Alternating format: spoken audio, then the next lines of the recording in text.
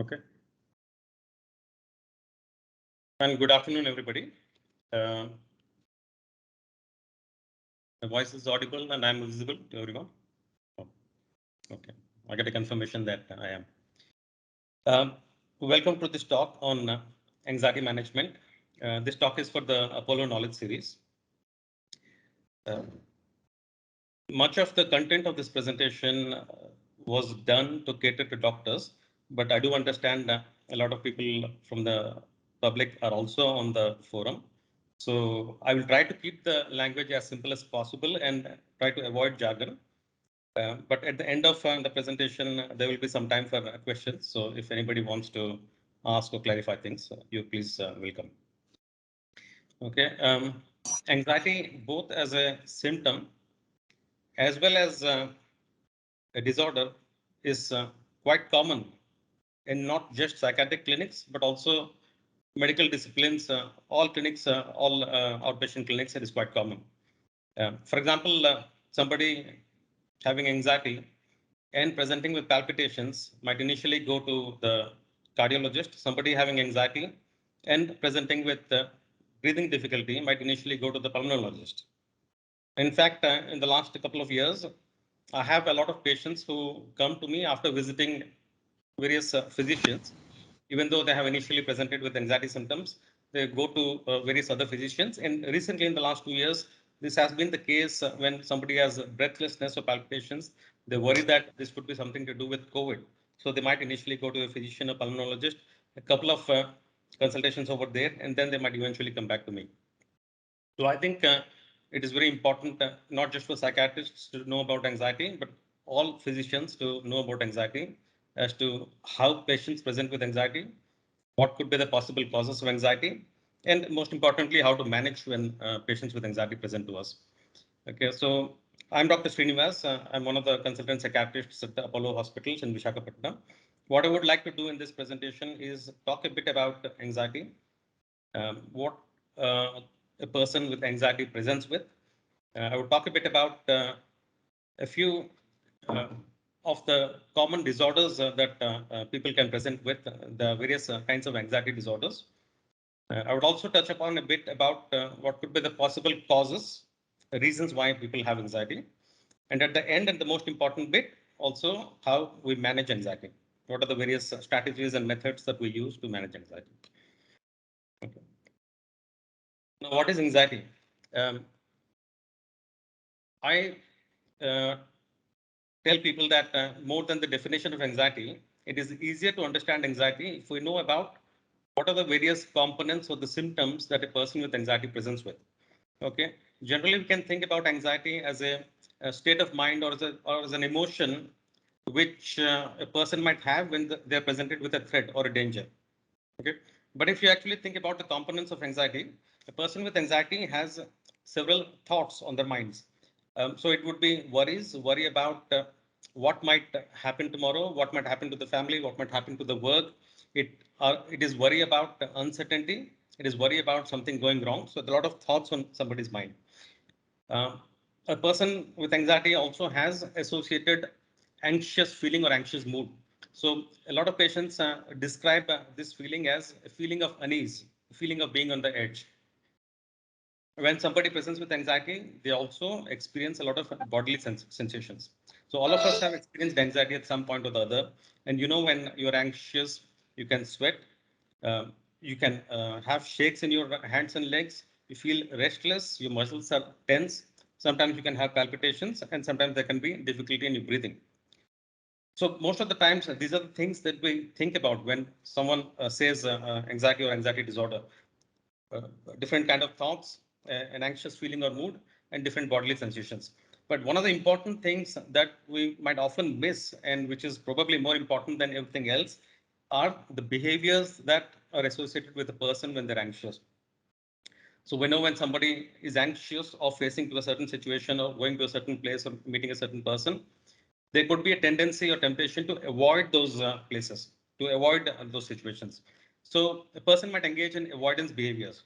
It's very important for us to recognize these and it be a part of the assessment, because this eventually forms a part of our management as well, to recognize avoidance behaviors or behaviors which are associated with anxiety, because this forms the management strategies where we try to sort of tackle that.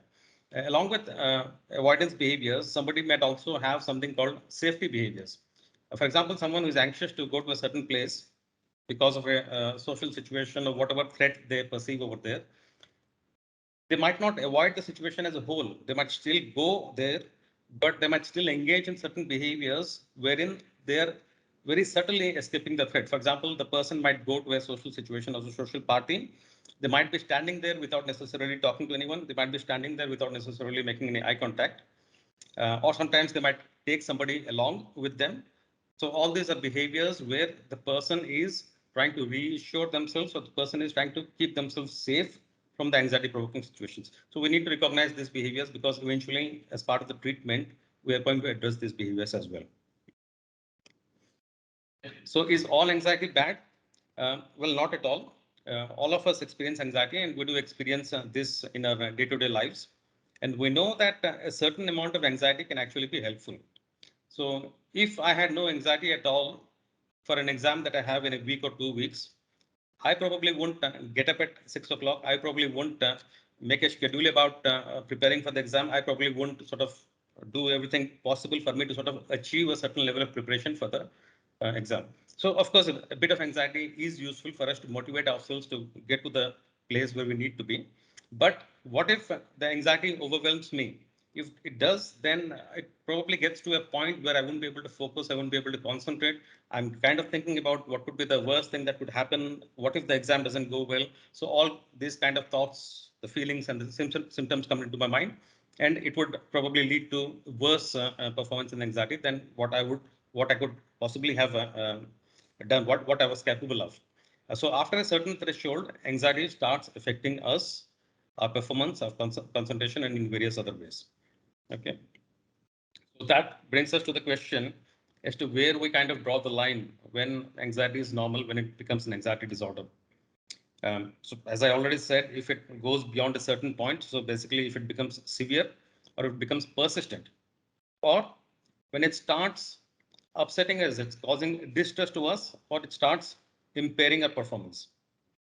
And most of the times, probably when patients come to us with an anxiety disorder, they have reached this threshold, and therefore they are asking us to manage or help them with anxiety.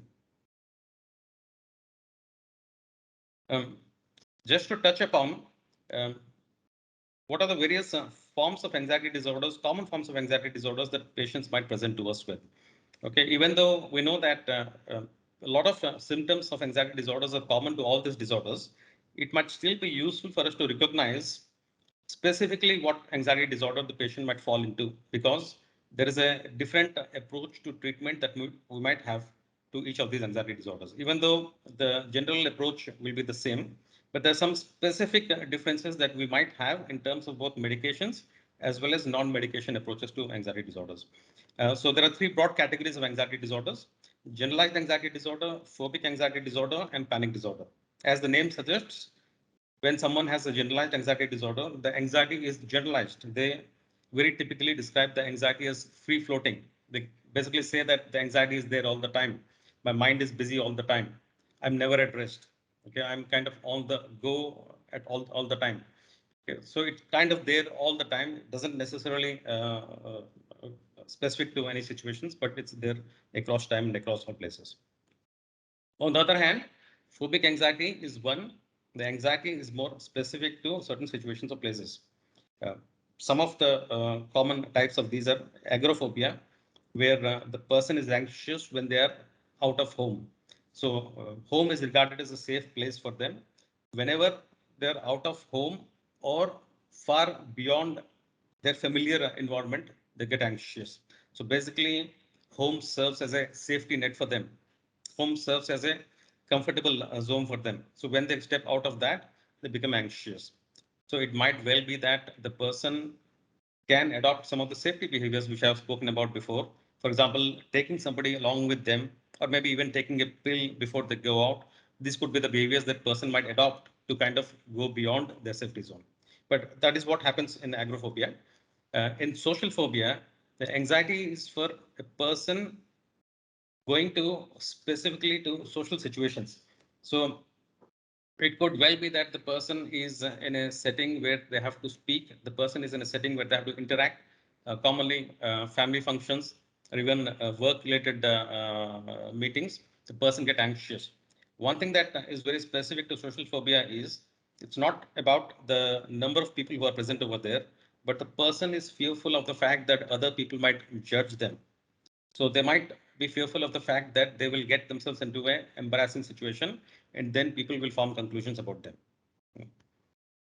Specific phobia, the reason it is called specific phobia is because the phobia is very, very specific, highly specific to situations. As specific as, for example, I might not be so fearful of ants, but I might actually get fearful of spiders or cockroaches. And even though there is no logic, no rationale as to why I would get fearful to them, I would have all the symptoms of anxiety when I see cockroaches or spiders. So we all know that there are similar such things across situations, some very specific situations. For example, some people are phobic to blood, or some people are phobic to needles. Some people are phobic to heights. Some people are phobic to going into airplanes. So these are very specific situations that people are phobic to. And we don't often get them in clinics because people have found a way to get over these things. If I'm phobic to cockroaches, it's not going to disturb my life in a very big way. All that I need to do is just try to find a way to keep away from cockroaches. Panic disorder. This is the third type of anxiety disorders. Uh, in this, the person specifically has episodes, very discrete episodes of highly intense anxiety, and there are no specific triggers. There might not be a situation that that the person might be facing, or there isn't a specific worry or thought that the person is facing, but the anxiety comes suddenly out of the blue. This is the description that patients give. That the panic or the anxiety attack comes out of the blue without any trigger. And very specifically, it lasts for a few minutes or at the best half an hour or 1 hour. And all these symptoms of anxiety they are there, but in a much very intense manner. And very typically, the patient has a fear that something very grave is going to happen during that few minutes. Pretty much like they're going to have a heart failure or they're going to collapse or something like that. As I said before, anxiety and anxiety disorders are quite prevalent. It's quite common in the general population. As much as 1/5 of the general population might experience an anxiety disorder at some point of time in their lifetime. I won't go into the specific details of the individual anxiety disorders, but it might suffice to say that some of the very common anxiety disorders, for example, social phobias and generalized anxiety disorder, people might come to the clinic. Some of the anxiety disorders, for example, specific phobias, even though they're very common, people might not come to the clinic because they find a way to get around them. And sometimes uh, people who have mild anxiety disorders, some of these kinds of anxiety disorders, they might have distress, they might suffer, but the distress or the suffering is not necessarily visible to everybody. So they might not actually come to a physician or come to a professional to seek help. Even though I have included obsessive compulsive disorder and post-traumatic stress disorder within that group because the people who have these problems do have a lot of anxiety symptoms. They're not typically anxiety disorders because some other features are the core features of these disorders. Okay, now coming to the course of anxiety disorders and the uh, uh, associated demographic characters, females tend to be more affected than males. Those specific anxiety disorders such as social phobia, it is there both with females as well as males. A lot of people with anxiety disorders, when you ask them, they will tell you that they had a bit of anxiety or they have had a tendency to be anxious pretty much from the beginning of the life. As much as long as they've known themselves, they have some sort of anxiety, but it doesn't always surface. It might surface later on in their adult life or during certain situations.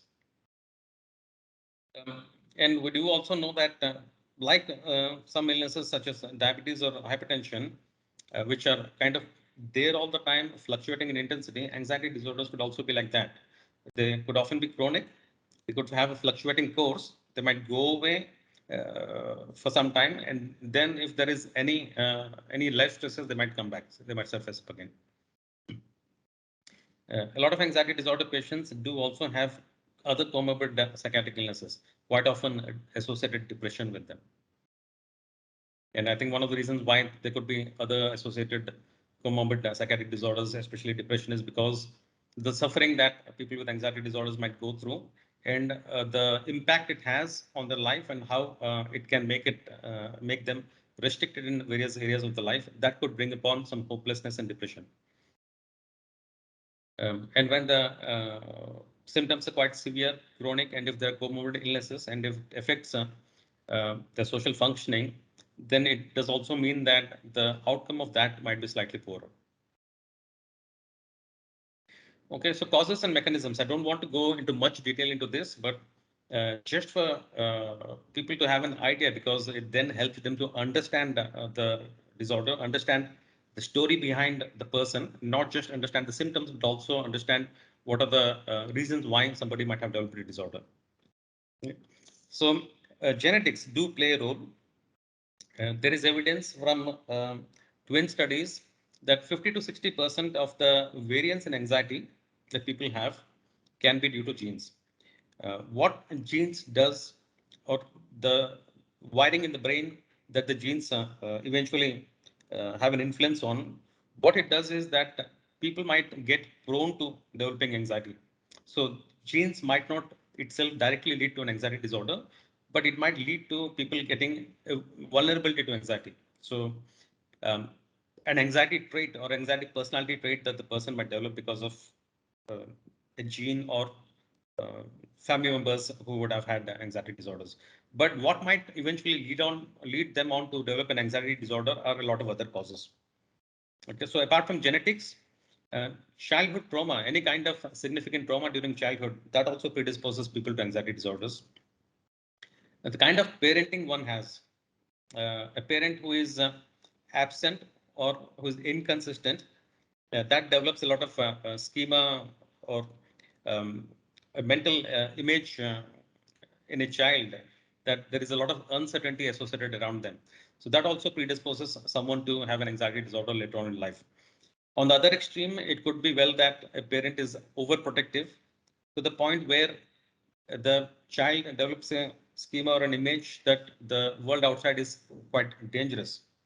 Um, or for that matter, becoming too overprotective for a parent might sort of hold back the person from experiencing and actually trying to develop their own coping skills to stresses. So that might also become a negative factor, predisposing factor for developing anxiety disorders later on. Okay, even though all these factors predispose a person to anxiety disorder, they don't necessarily bring up the anxiety disorder later on in adult life. So uh, a person might actually then develop an anxiety disorder in the life when they actually face anxiety provoking situations or stresses in their life. So in the last 2 years, a lot of people have health scares, family members getting affected by COVID, or they themselves getting affected by various health concerns. And then there are these pictures of people not getting to hospitals in time. There are several news flashes about how things could go wrong if some health crisis comes up. So all these kind of triggers later on in life, and it could well not just be a health trigger, but it could be a financial trigger, it could be a relationship trigger, or various other triggers. They might actually then bring up whatever images or whatever schema that we have developed from the predisposing factors that we had in our childhood. Um, Last but not least, some medical conditions might also mimic anxiety disorders, or they might also present with anxiety-like symptoms. One of the common things which I usually try to find out is if a person is presenting with anxiety symptoms, if they have any thyroid dysfunction, hyperthyroidism. So a lot of people with hyperthyroidism, apart from having palpitations, tremors, or a warm, tense feeling, they could also have changes in the way they feel in the rest of the body, and they would then develop also associated thoughts, which are usually found in anxiety disorder patients. So we do need to understand that even though there are several factors which predispose somebody to anxiety disorders, Later on in adult life, there are various situations and crises that might bring about the anxiety symptoms. The mechanism through which eventually we experience an anxiety symptom are basically neurotransmitters. All these different causes eventually have a common pathway that there are ups and downs, disturbances or abnormal changes in the neurotransmitter systems in the brain. And one of the things that we eventually do is target those neurotransmitters through medications. Okay, so just to give you a broad overview of the treatments, uh, what are the various treatment approaches or strategies that one can have to manage anxiety disorders? Pharmacotherapy. As clinicians, this is often, as clinicians, this is often the main approach people take. Due to various reasons, in our clinics, we have a very limited time to address any other ways of managing anxiety. Um, Sometimes the expertise that we have in managing anxiety through other ways might be limited. So we often adopt a straightforward medication approach to managing anxiety, which in my view is not completely bad in itself. Sometimes it is quite useful, but is limited. And quite often using medications as a sole approach might be one way of fixing things in the short term. But eventually we need to realize that a person has developed certain maladaptive habits. And there are a lot of patterns that the person has developed in the thinking as well as in the behaviors, which should be corrected later on through other means of treatments as well. So pharmacotherapy, psychotherapy, or talking therapy as we call it, relaxation training, physical exercise, meditation, any form of meditation, including yoga, all these are various kinds of treatments for anxiety disorders. I'll go through in a bit of detail about each of these. Pharmacotherapy. Most of the clinicians are aware of medications like escitalopram and fluoxetine and paroxetine. So these come under the group SSRIs. So I earlier mentioned about changes or abnormalities in neurotransmitters. So SSRIs basically fix the abnormality in the serotonin levels in the brain. This is usually used as the first line medication because it is known to have much lesser side effects than most other medications for anxiety disorders. One thing that people might need to recognize, the clinicians need to recognize is sometimes when you start an SSRI, the initial few days, there could be actually a worsening of anxiety because of the way it works within a person's brain cells. And the patients need to be told about this, that there could be an initial worsening and they have to be prepared for that. Um, and also, it might be useful to remember as well as tell the patient that the response might not be immediate. It might be anywhere from 1 week to 8 weeks that the benefit could slowly start appearing.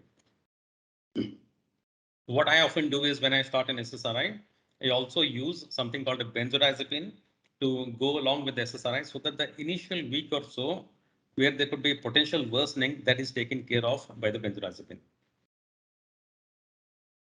So SSRI is the first line medications.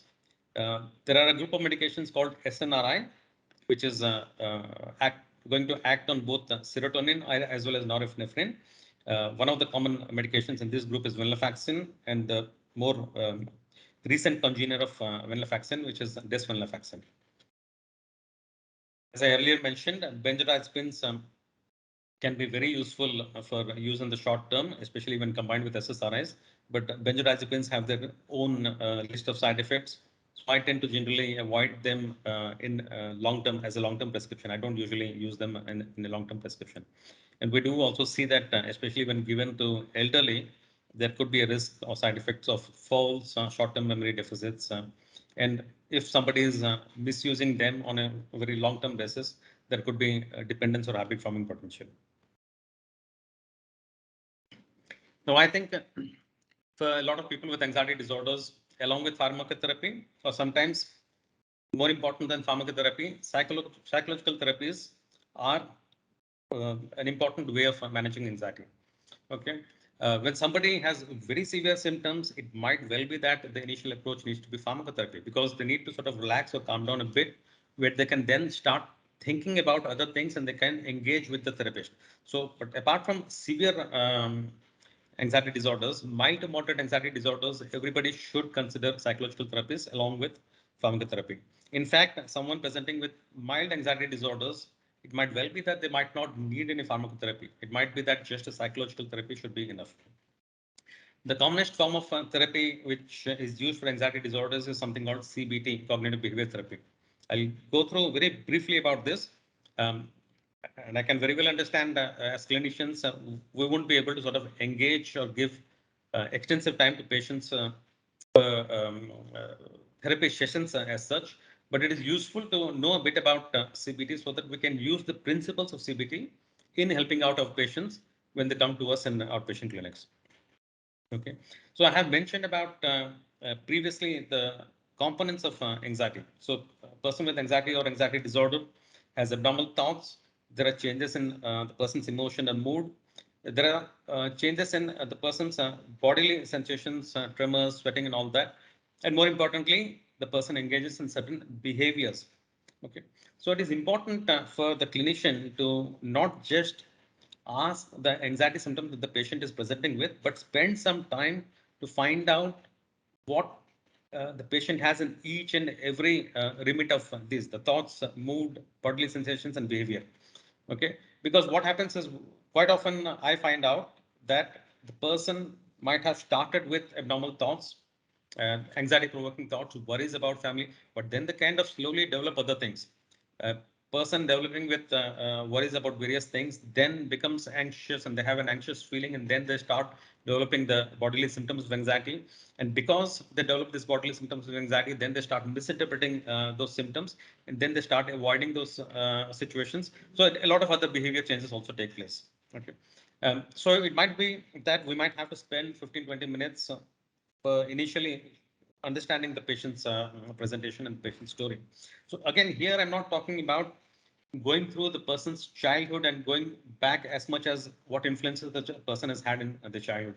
I'm again talking about what has been happening here and there as to what stresses the person has been experiencing, what has been going on in the day-to-day life. So this is sufficient for us to arrive at a cognitive model. There are other therapies which might be needed as well to address a person's upbringing, childhood, and things like that. But for CBT, all that we need to know is a bit of what a person's temperament is, but more about what has been going on recently in their life and what kind of changes have been brought about in their thoughts, in their mood, in the behavior, in the bodily sensations. I think the best way of me explaining this or helping you understand this is by giving an example.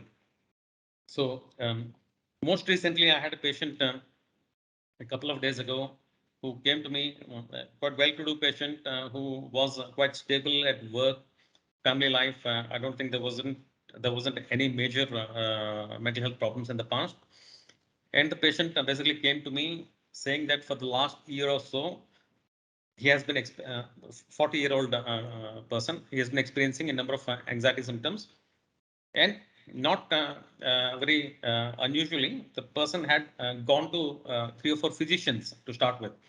And when he came to me, he did say that for the last year, he has been experiencing palpitations, sometimes difficulty in breathing, tingling like a feeling in the hands. Um, but it all started when there were a few stresses, financial stresses in the house. And during the COVID pandemic, a few family members getting ill, then these thoughts started popping up in his mind as to what if something was happened to a family member, as to how he would manage the finances, what if he was affected, as to how other people would be managed. So all these thoughts started popping up in his mind, and this would go on and on in his mind, so kind of ruminations in his mind on and on. And this generated a lot of distress, a lot of restlessness in his mind. The uh, affect or the mood became anxious, not just when he had these thoughts, but pretty much all the time. And he then also started developing other bodily symptoms, palpitations and difficulty breathing, as if somebody was holding the chest tightly. And then he started interpreting these symptoms as, is this something related to any physical illness?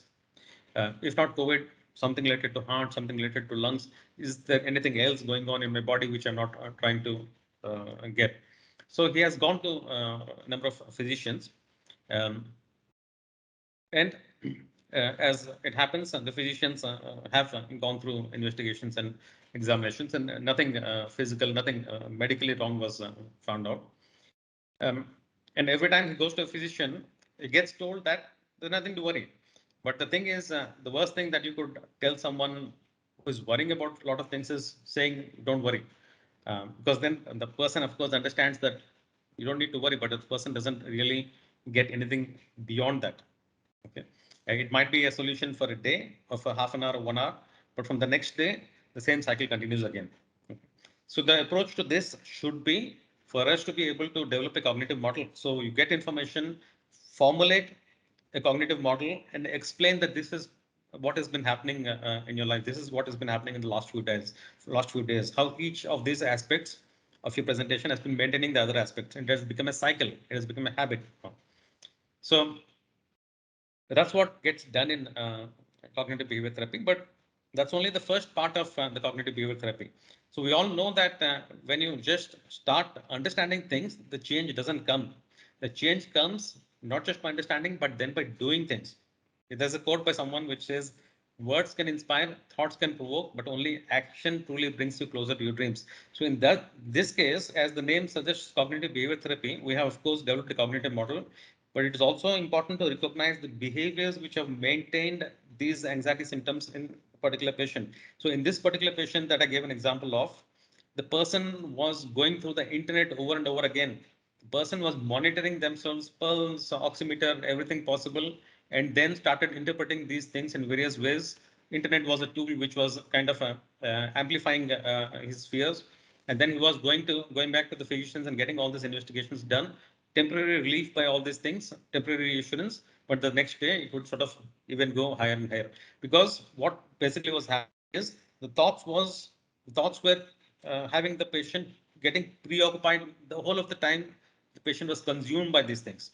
Okay, so one of the things which I recognized in this person is that the excessive time spent in searching on the internet, getting preoccupied with the bodily symptoms, going to physicians and investigating it all, was keeping the symptoms in. So it was useful for the patient to understand this whole model, and then it was okay for the patient to then say, okay, maybe there was something wrong the way I was reacting to this. Maybe I should take a different approach. So instead of saying, don't worry, everything is fine, if I was to sort of explain this model and then tell the person that probably at some point of the cycle, whether it's the bodily sensations, thoughts, or the moods, or the behaviors, we need to make it change, the person would be a bit more flexible in accepting that. Okay. Okay. There are other ways in which uh, a restless, aroused, emotional state of mind can be calmed down. There are relaxation exercises which condition our body, which condition our muscles and our mind to stay relaxed in spite of various threats and thoughts going on in the mind. So there are techniques through which one can get habituated to deep and regular breathing. There are techniques by which one can get the muscles into a relaxed state. I'm not going through the details about these techniques, but these are strategies which can help a person relax the various systems in the body. Physical exercise is known to release a lot of endorphins, and physical exercise is also known to be helpful for mild anxiety disorders, even just physical exercise on its own. And various meditation techniques, including yoga. But one of the important things that we need to recognize is in all these relaxation strategies, the person needs to remind themselves that they have to be mindful. So one of the techniques which we call mindfulness, the person needs to be reminded that whatever technique, whatever relaxation strategy they're using, they need to be in the moment. So quite often with anxiety disorders, people think about the past, what they could have done, what has gone wrong. People think about the future as to how things could possibly go wrong in future, what kind of precautions they need to take, but they're never there in the moment. They're never there in the present. So somebody might be walking along the park or the beach, but the mind is somewhere else. So people might need to be reminded that take a break, use that activity, that relaxation activity to just tell yourself that I don't want to solve anything which is going on in my life. for this 10 or 15 minutes, let me just sort of be there in the moment. So thanks very much for listening. I want to conclude by that slide. More often than not, we need to remember that um, anxiety looks quite bad. And it looks quite bad because we are so preoccupied and focused with one particular problem. It might be small or big problem, but we are so often focused with one particular thing that it looks very large in front of us. But if you actually look back and if you actually look from a broader perspective, then you just see that it is just one small tree in your forest. The rest of the forest might not be that bad. Thanks very much. And I will I would like to open myself for questions, even though it's a short time that we have. If there is something that people like to clarify or ask, you're welcome. And I think the mics are unmuted if people have to. Sir, this is Hemant. Yeah, Mr. Hemant. Yes, sir. I've been suffering with OCD also and an anxiety disorder. Currently, I'm working. But the thing is, Mr. Hemant, I give me a feel second. Give me a second. I'm just sort of checking with my IT person if this is how we are okay to go. Yeah, yeah, fine. Yeah, go on, please, Mr. Hemant. yes, sir. I'm struggling at work, sir. Like, I feel like the quitting the work because of the anxiety disorder. I'm forgetting the things quickly. Like, I'm not able to focus on the work. I'm always being preoccupied with the thoughts, OCD thoughts, and also anxiety issues. Uh, Due to that, I'm not able to meet the deadlines of the work. Hmm. So I feel like quitting the work, but at the same time, I feel hopeless about the future. Like maybe I think this might continue, and I can't work anywhere. I think I have to be jobless forever. Yeah. So this has been worrying me a lot, sir. What to? Yes, Mr. Hemant, thanks for describing your situation. It's not unusual that when something like this happens, um, again, as I said, the issue could be big, but it actually appears much bigger in our mind. And because it kind of gets preoccupied in the mind, we devote so much time on the particular problem that is going on in our life. It looks as if there is no other go. It looks as if it is kind of consuming the whole of our life. But if you look back and see, probably there are other things which are going on reasonably fine. But probably there are other things which are reasonably stable as well. But either way, a lot of these things probably get addressed on individual counseling or therapy. The first thing that you need to do is try and reduce the level of arousal or the level of anxiety symptoms, whether it's through medications or whether it is through relaxation exercises, other relaxation techniques, to make sure that your body and your mind are not overworking, to get it to a level where you're able to focus, where you're able to think more clearly. And then individual therapy sessions might also help you figure out what kind of changes, what kind of abnormal patterns of thinking have been going on, what kind of maladaptive behaviors that you have been doing to manage the anxiety. Sometimes the kind of behaviors that we engage in, even though we feel that they are going to help our anxiety, they might actually be counterproductive. For example, if we're anxious of a particular thing, we kind of try to avoid that and keep it for another day. We postpone it for another day. And then when the day comes, we're even more anxious than what we were in the beginning. So again, I'm not giving you a specific solution to your problem, Hemant, but what I'm trying to say is it might well be that initially you might have to use relaxation exercises and medications to start with, but then as we go along, you might have to work around and understand what kind of abnormal thought patterns and what kind of abnormal behaviors that could have been habituated or got ingrained into your approach to have kept this anxiety disorder going on. okay, sir. I mean, should I quit the job, sir? Like, I mean, not able to deal the stress and anxiety currently. Uh, Okay. That's a big question, Mr. Hemant. What I usually tell people is if there are major decisions to make, it is not the right time to make major decisions when you're in an emotionally disturbed place. Okay. yes, sir. So try to manage to a point where you are a bit more calm and emotionally more settled through professional help. And then you can be in a better state of mind to make a decision whether this job is right for me, or whether I'm able to continue this job or not, and whether I should be quitting this job. So that decision can be made when you're in a bit more stable frame of mind. Okay. Thanks, Mr. Hemant. Any other questions? Good evening, sir. This is Jagdish from Geetam. Yeah, Mr. Jagdish. Hello, sir. Mr. Jagdish. Hello, sir. Hello, sir. I just want to say your talk was really informative, sir. Thank you, Jagdish. You are welcome, sir. I don't have any questions right now, sir. You can ask others.